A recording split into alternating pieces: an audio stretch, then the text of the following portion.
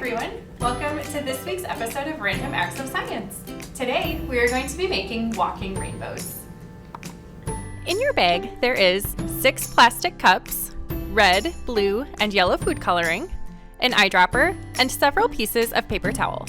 From home, you will need some water. Be sure to do this project in a place where you can leave it out for an extended period, or possibly overnight. To begin, fold 6 paper towels the long way, or hot dog style, so that they are narrow enough to fit in your plastic cups. Fill 3 of the plastic cups with water, at least 2/3 of the way full. In 1 cup of water, add 15 to 20 drops of yellow food coloring, another with red, and the final one with blue.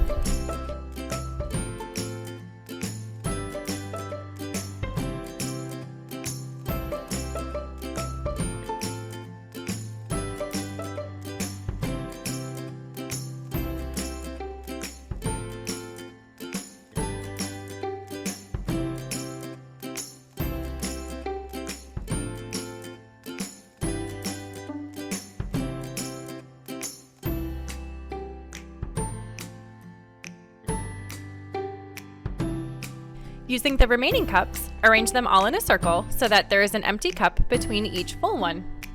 Insert the paper towels into the cups so that one end touches the bottom of a full cup and the other end at the bottom of an empty cup. This means that there should be 2 pieces of paper towel in each cup. Keep an eye on the project and see what happens. How this works. Since paper towels are made from trees, they have plant fibers called cellulose.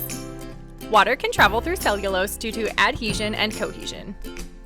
Water molecules are attracted to the cellulose due to adhesion, which allows the water to move through the paper towels.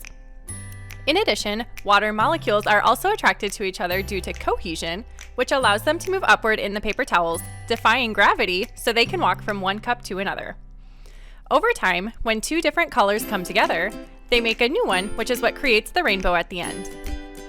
You can take this project a step further by trying it again, but with all 6 cups filled with water, instead of leaving 3 empty. Arrange them in the same pattern and see what happens. I hope you had fun with your walking rainbows. Thanks so much for joining me on this week's episode of Random Acts of Science. This program has been sponsored by PBS Kids, and you can find lots of great content on their website at pbskids.org. Thanks again, and we'll see you next week.